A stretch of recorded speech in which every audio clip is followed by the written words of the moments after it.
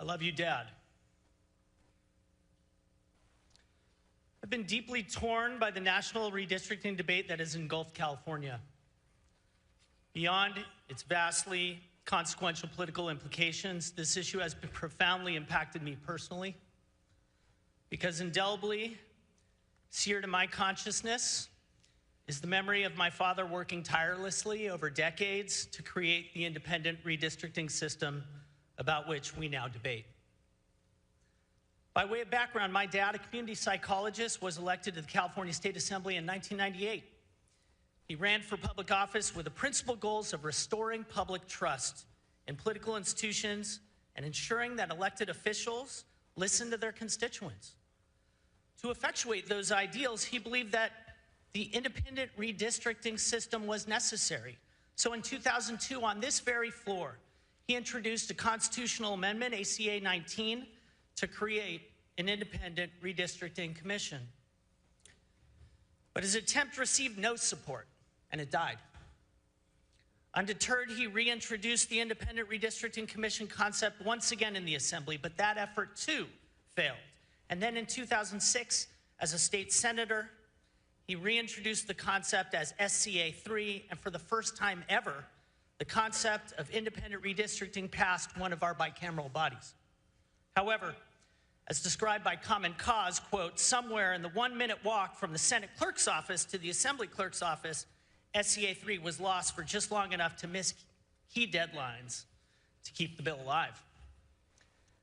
The SCA's failure was devastating, but my dad's unwavering effort paved the way for the electorate to adopt an independent redistricting commission 2 years later. But his work did not end there. Upon going to Congress in 2012, the first piece of legislation he introduced was H.R. 2978, the Let the People Draw the Lines Act. This legislation would have required that all states establish independent redistricting commissions. Tragically, the legislation was met by political headwinds and died. But despite that, my dad pressed forward on his quixotic request to establish reform on a national level because he knew that a system in which some states had districts drawn independently and others don't was fundamentally unfair. Because Congress refused to hold a vote on his measures, he commenced advocating for reform in the courts. In 2015, he led an amicus brief in support of Arizona's right to form an independent commission. And then in 2017, he led an amicus brief in Gill versus Whitford, which he asked the Supreme Court to declare political gerrymandering to be unconstitutional.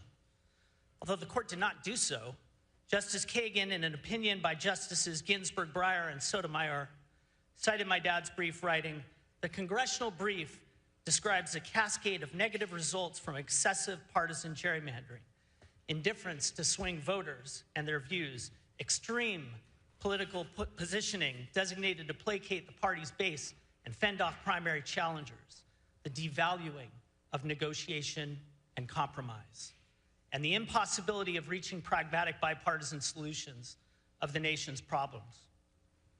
I vigorously agree with the evils of gerrymandering described in my dad's brief and cited by Justice Kagan. That notwithstanding, because Texas has now shamelessly affected the national balance of power, our nation's democracy is faced with the exigency of existential dimensions. If unaddressed, Texas actions which occurred without the vote of its populace will disenfranchise Californians. And we must not allow Californians' voices to be silenced. It is imperative that Californians have a voice in selecting the political party that controls Congress in 2026. The most fundamental concept in our democracy upon which the collective value system is predicated is fairness. When Californians vote in 2026, our votes must be made on a level playing field. This constitutional amendment ensures that we have that balanced field. We must all continue to press Congress to create a national system that eliminates unconstrained political redistricting. But until that occurs, fair representation for Californians cannot exist without this measure. So today, I proudly join with my father, the architect of this commission, in urging its temporary suspension. I respectfully ask for your aye vote on ACA. Thank you, Assemblymember. Assemblymember Quirk Silva, you are recognized. Thank you, Madam Speaker and members. I also stand in support of ACA 8. Colleagues, we are living through a dramatic and historic moment. A moment to stand up for our democracy, one that will shape our future for generations. Across the country, we have witnessed efforts to manipulate district lines, not to represent people, but to cling to power, to silence communities, and to steal representation. We saw this in Georgia, where 3 congressional seats were taken midterm through redistricting. We see it again in Texas, where 5 seats were carved out at the request of President Trump, all without giving voters a voice. But here in California, we have chosen a different path. Not to steal, not to rig, not to silence. We have chosen to let the people decide, to let them vote on the California maps. The California redistricting plan is about fairness. It's about trust. So when critics cry power grab, let us be clear. The plan is not a power grab.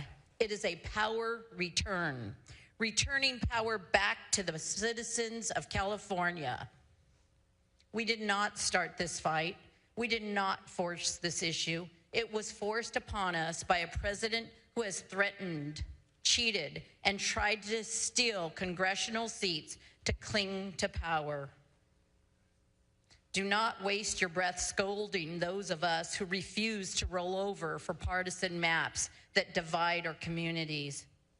A bully, and yes, our president acts as one, uses power to intimidate, to harm, and to cheat. He has shown a pattern of refusing to accept the results of free and fair elections. In 2020, he falsely claimed victory. When he does not get what he wants, he shouts, he insults, and lashes out like a spoiled child. If you claim to care about justice and fairness, then answer this. Where is your outrage when states silence voters by carving up districts for partisan gain? Where is your outrage when working families, seniors, veterans, and marginalized communities are pushed to the sidelines, as they will be with the president's new executive order just this week to prohibit mail-in ballots? My colleague from San Diego says actions speak louder than words. On this point, we agree. California's action is clear. We are showing the nation how to rise above partisan bickering and to stand for democracy. We are showing that the people, not the politicians, should choose their representatives. We will not stand idly by as a bully screams and threatens. We will fight every step of the way to protect our democracy. Why? Because this is what our nation was founded on. History will remember that when democracy was tested, California chose fairness, transparency, and the people's voice. You can whine and complain, or you can stand with democracy, but you cannot do both. As President Lincoln reminded— Aye, Gonzalez. Aye, Grayson. Aye, Grove. No, Hurtado. Aye, Jones. No, Laird. Aye, Limon. Aye, McGuire. Aye, McNerney. Aye, Menjivar. Aye, Nilo. No, Ochoa Bog. No, Padilla. Aye, Perez. Aye, Reyes. Aye, Richardson. Aye, Rubio. Aye, Cigarto. No, Smallwood Cuevas. Aye, Stern. Aye, Strickland. No, Umberg. Aye, Valadares. No, Wahab. Aye, Weber Pearson. Aye, Wiener. Aye.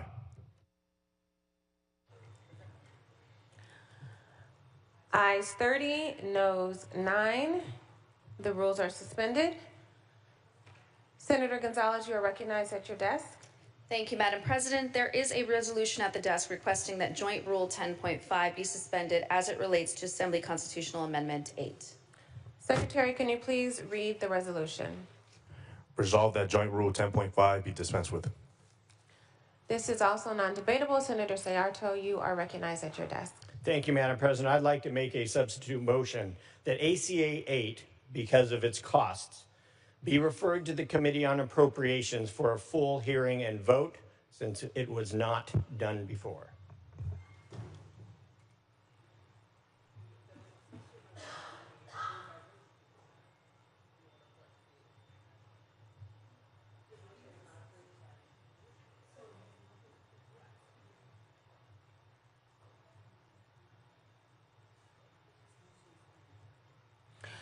Senator, I apologize, but your motion is not in order. It does need to be approved by the Rules Committee.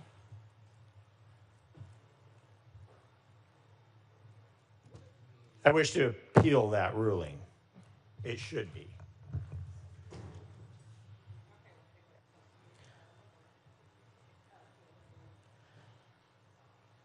We will now vote to appeal the ruling of the chair. I put the question to the body.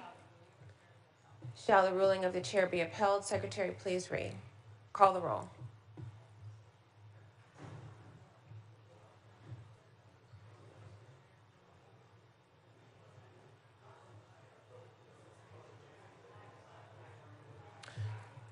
Senator Sayarto is asking for a no vote. I am asking for an aye vote.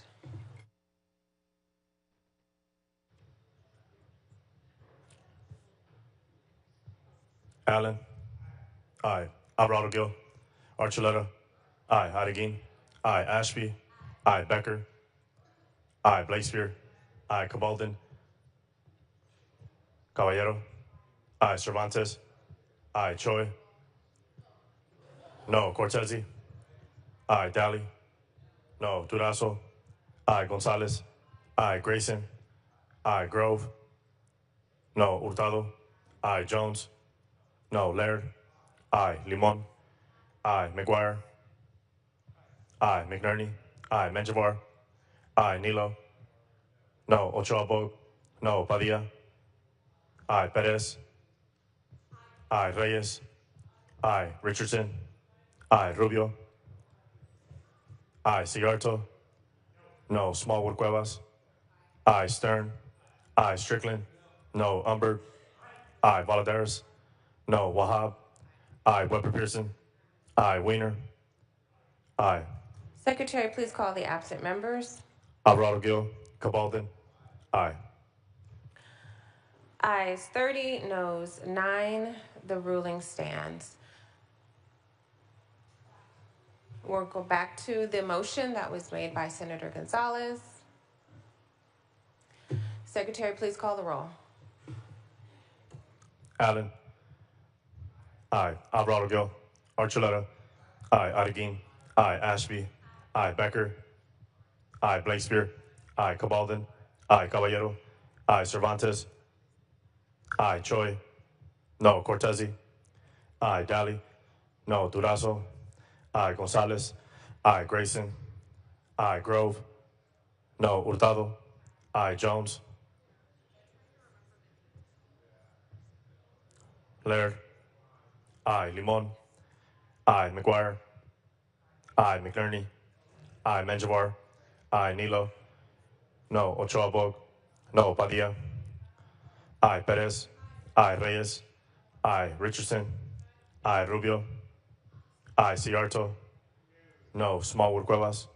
Aye. Stern. Aye. Strickland. No. Umberg. Aye. Valadares. No. Wahab. Aye. Weber Pearson. Aye. Weiner. Aye. Ayes. Jones, no. Ayes 30, noes 9. Joint rules are suspended. Senator Valladares, you are recognized. Thank you, Madam President. I move to remove AB 1214 from the consent file at the request of the author. The desk will note.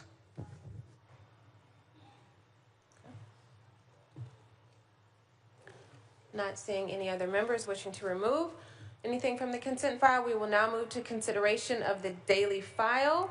We will begin with second reading file. Secretary, please read. Assembly Bill 482 with amendments, 1255 with amendments, 1003 with amendments, 696 with amendments. Second reading will be deemed read. We will now move to Assembly third reading, file item 226, AB 604 by Senator Gonzalez. Secretary, please read. Assembly Bill 604 by Assemblymember Aguilar Curry, and Act relating to redistricting and declaring the urgency thereof to take effect immediately.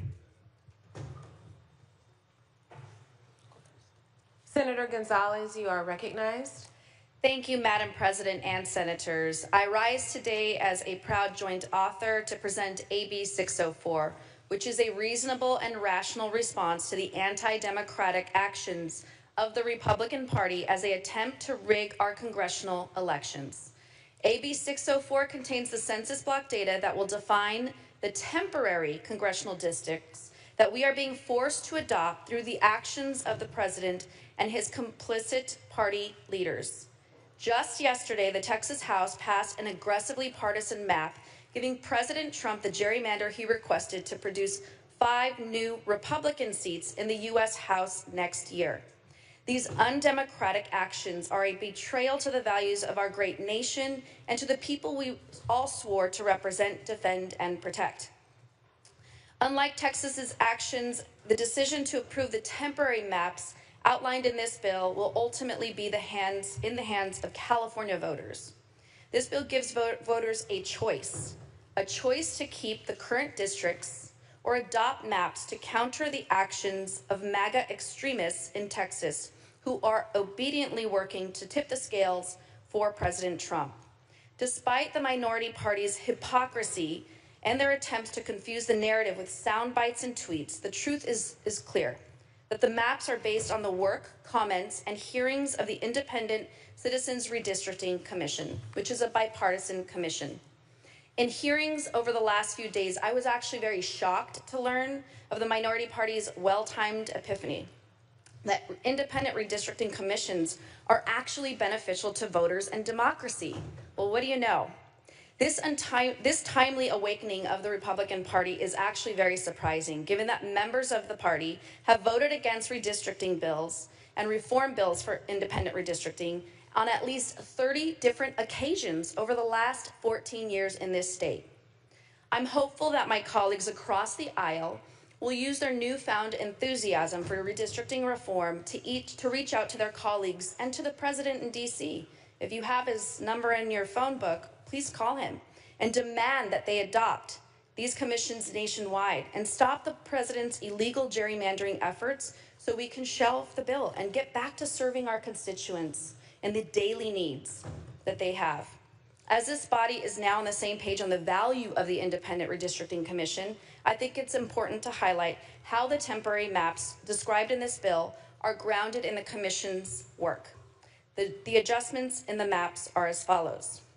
Again, they were supported by maps and testimony submitted by the public, commissioner testimony, and draft or completed commission maps. They also include 8 districts that will be identical to the lines drawn by the commission. And as I mentioned over and over again in committee, over 76% of Californians will actually be in their same congressional district. 58% of the maps in this bill are changed by less than 20%, and 37% are changed by less than 10%. The Redistricting Commission that completed the work and was rooted, and the maps that are rooted in this work was comprised of 5 Republicans, 5 Democrats, and 4 no-party preference individuals who did the hard work to create over 76% of the maps you see in this bill, demonstrating the real independence and nonpartisanship that informed the original maps and guided these temporary maps. Members, the greatest consequence for us today is inaction. Today, the decks are stacked against us, so what we have to do is fight back. We know that right now, President Trump is gutting vital programs and increasing economic uncertainty and chaos to some of our most vulnerable Californians. Medicaid cut $1 trillion over the next decade, with California at risk of losing $28 billion in federal funding. That puts 3.4 million Californians at risk. 3.1 families will lose SNAP food assistance benefits, mostly children. Billions will be cut from classrooms and institutes of higher learning. UCLA is being ransomed by President Trump now for $1 billion. This is what we're talking about here. California stands to lose so much more. Over $7.8 billion in lost tax revenue due to the Trump tax tariffs. And the list goes on, and our communities absolutely deserve better. What do? Just sit back and do nothing? Or do we fight back and provide some chance for our Californians to see themselves in this democracy? And while the minority party will continue to misdirect and misinform the public today with dramatic ties and cries about transparency, process, and rushed timelines, the truth is that they hold the power to stop all of this. It's very clear. You all hold the power to stop this today. And again, actions do have consequences. And if the Republican Party truly wanted to stop these temporary maps, again, you have the power to do so. And by voting against this today, that means you are unwilling to stand up against a dictator, a leader that has taken so much from our most vulnerable constituents, regardless if they live in Republican or Democratic districts. Again, I will close by sharing that AB 604 is a temporary solution that provides California voters with the final say so that we don't tip the scales and allow this unchecked power to continue. This is how we fight back and protect our democracy. I respectfully request an aye vote on this bill. Thank you. Senator Blakespear, you are recognized.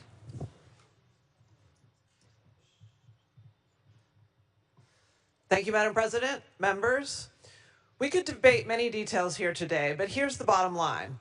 Republicans are trying to cheat to win congressional midterm elections under their unpopular president, and Democrats are fighting back.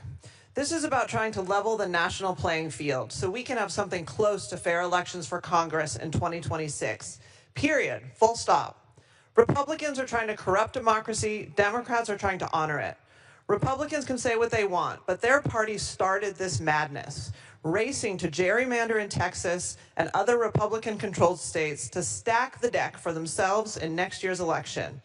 Yes, it is lamentable that we are pausing California's superior process for drawing districts through a nonpartisan citizen commission that was started 17 years ago. But that was a different political time, under different political circumstances, and it was a different electorate. We're giving the voters a choice to be politically relevant.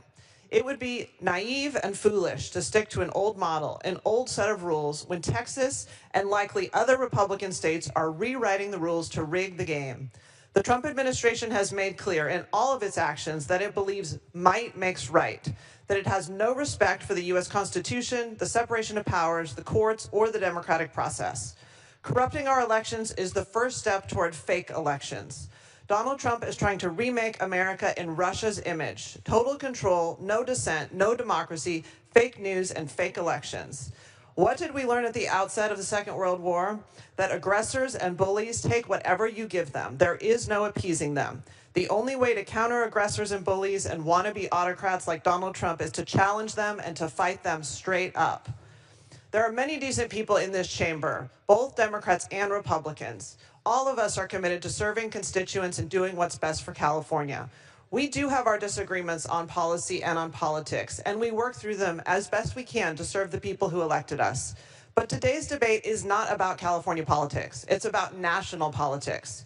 It's about owning up to the realities of the national political landscape and a Republican president who will stop at nothing to consolidate power, including corrupting congressional midterm elections. And we in California cannot stand idly by and do nothing. And with that, I am proud to be a strong aye for this measure. Thank you. Senator Strickland, you are recognized at your desk. Questions for the author? Will the author take a question? Absolutely. It was stated that Governor Newsom announced that this legislation and ballot measure has an explicit goal of electing more Democrats in response to Texas redistricting.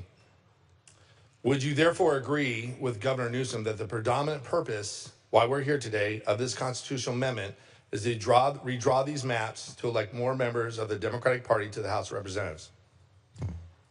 Through the President. Thank you, Madam President. Thank you for the question. I would say again, Texas started this. It is very clear. And when our democracy is at stake, as been mentioned, when there are millions of people in California that will be kicked off of Medicaid and kicked off of SNAP benefits because of your party's control, we absolutely have to react. And that means doing this bill today, AB 604. And that means ensuring that the voters of California in November have a say. They will have a say ultimately. Okay, so it sounds like the answer is yes. Another question for the author. Just a moment, excuse me. Will the author take another question? Yes. You may proceed. Did you use the 2020 census to draw these maps? Through the President, thank you for the question again. Over 76% of the maps that you see here today are based off of the 2020 Redistricting Commission, which is a bipartisan commission that we all like to praise, and I'm hopeful that at the end of this that we actually get your side of the aisle to support a nationwide independent redistricting commission plan.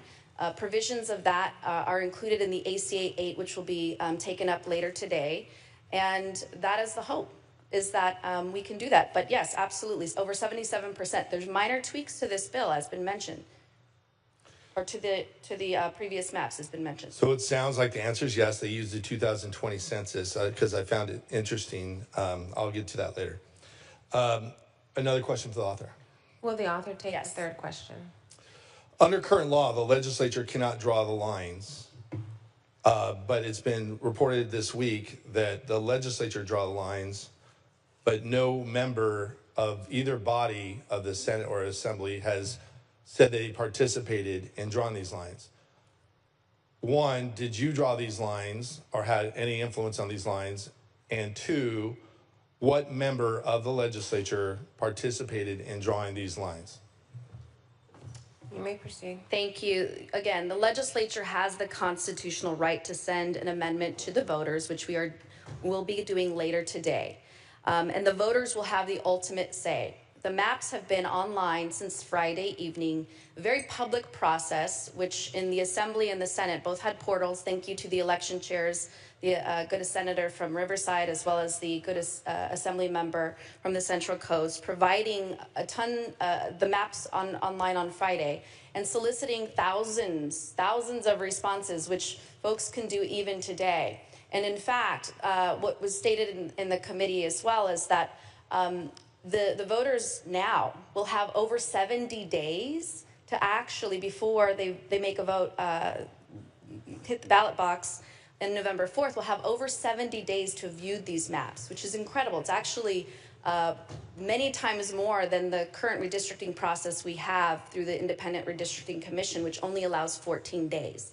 So that is the current process as it stands now. Okay. Thank you for an answer, because under the current Constitution, no member is allowed to adjust these lines. So my